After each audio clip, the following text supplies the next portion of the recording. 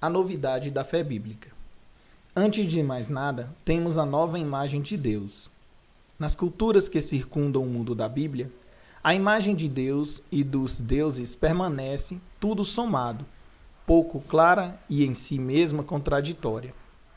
No itinerário da fé bíblica, ao invés, vai se tornando cada vez mais claro e unívoco aquilo que a oração fundamental de Israel, o Shema, resume nessas palavras, abre aspas, escuta, ó Israel, o Senhor nosso Deus é o único Senhor, fecha aspas.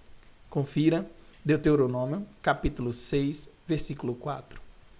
Existe um único Deus, que é o Criador do céu e da terra, e por isso é também o Deus de todos os homens. Dois fatos se singularizam neste esclarecimento, que verdadeiramente todos os outros deuses não são deuses, e que toda a realidade onde vivemos se deve a Deus, é criada por Ele.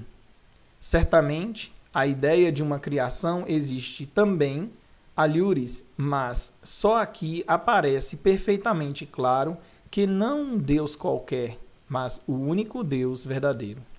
Ele mesmo é o autor de toda a realidade. Esta provém da força de sua palavra criadora. Isso significa que esta sua criatura lhe é querida, precisamente porque foi desejada por ele mesmo. Foi, abre aspas, feita, fecha aspas, por ele. E assim aparece agora o segundo elemento importante. Este Deus ama o homem.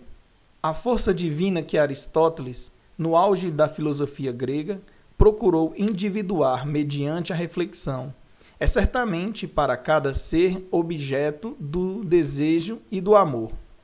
Como realidade amada, esta divindade move o mundo. Mas ela mesmo não necessita de nada e não ama, é somente amada. Ao contrário, o único Deus em que Israel crê ama pessoalmente. Além disso, o seu amor é um amor de eleição. Entre todos os povos, ele escolhe Israel e ama-o, mas com a finalidade de curar, precisamente deste modo, a humanidade inteira. Ele ama e este seu amor pode ser qualificado sem dúvida como eros, que, no entanto, é totalmente ágape também.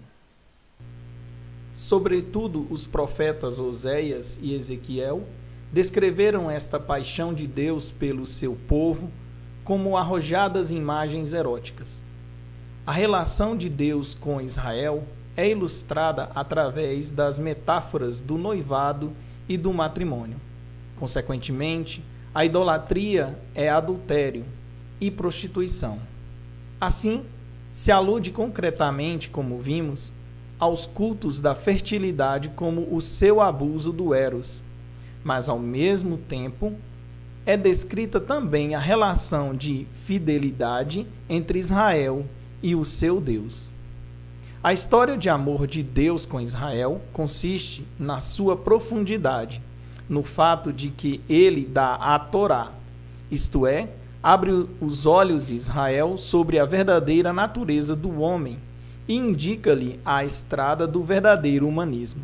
Por seu lado, o homem vivendo na fidelidade ao único Deus, sente-se a si próprio como aquele que é amado por Deus e descobre a alegria na verdade, na justiça. A alegria em Deus que se torna a sua felicidade essencial. Abre aspas. Quem terei eu nos céus, além de vós? Nada mais anseio sobre a terra. O meu bem é estar perto de Deus. Fecha aspas. Confira Salmo 73, 72, versículo 25 e 28.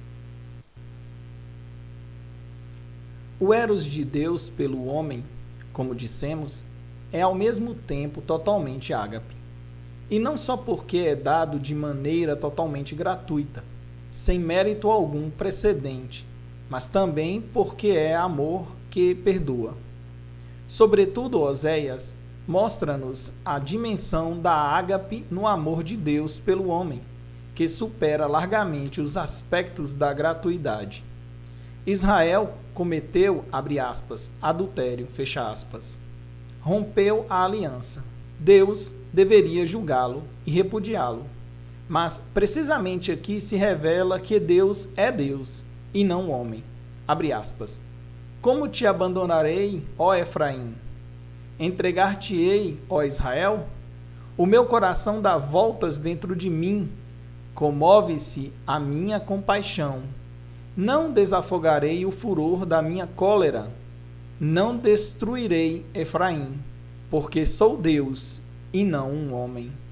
Sou santo no meio de ti. Fecha aspas. Confira Oséias, capítulo 11, versículos de 8 a 9. O amor apaixonado de Deus pelo seu povo, pelo homem, é ao mesmo tempo um amor que perdoa. É tão grande que chega a virar Deus contra si próprio, seu amor contra a justiça. Nisto, o cristão vê já esboçar-se veladamente o mistério da cruz. Deus ama tanto o homem que, tendo-se feito ele próprio homem, segue-o até a morte e, deste modo, reconcilia justiça e amor. O aspecto filosófico e histórico-religioso saliente nessa visão da Bíblia é o fato de, por um lado, nos encontrarmos diante de uma imagem estritamente metafísica de Deus. Deus é absolutamente a fonte originária de todo o ser. Mas este princípio criador de todas as coisas, o Logos, a razão primordial, é, ao mesmo tempo, um amante com toda a paixão de um verdadeiro amor. Deste modo, o Eros é enobrecido ao máximo, mas simultaneamente tão purificado que se funde com a ágape. Daqui podemos compreender por que a recepção do Cântico dos Cânticos no cânone da Sagrada Escritura tenha sido bem cedo explicada no sentido de que aqueles cânticos de amor, no fundo, descreviam a relação de Deus com o homem e do homem com Deus. E assim, o referido livro tornou-se, tanto na literatura cristã como na judaica, uma fonte de conhecimento e de experiência mística em que se exprime a essência da fé bíblica. Na verdade, existe uma unificação do homem com Deus, o sonho originário do homem, mas esta unificação não é confundir-se, uma afundar no oceano anônimo do divino.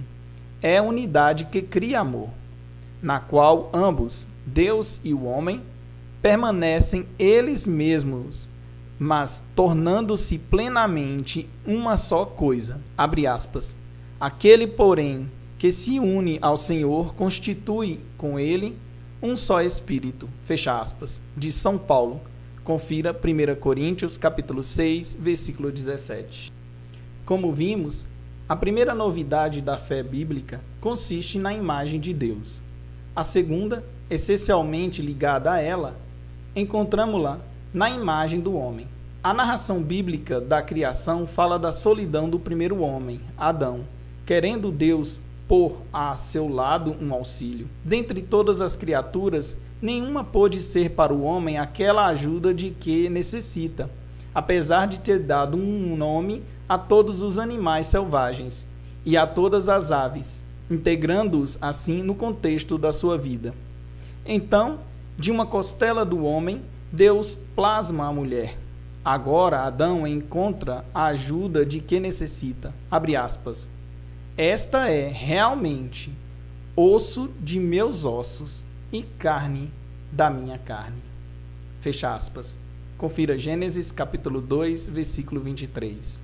Na base dessa narração é possível entrever concepções semelhantes às que aparecem, por exemplo, no mito referido por Platão, segundo o qual o homem originalmente era esférico, porque completo em si mesmo e autossuficiente, mas, como punição pela sua soberba, foi dividido ao meio por Zeus, de tal modo que agora sempre anseia pela outra sua metade e caminha para ela a fim de reencontrar a sua globalidade.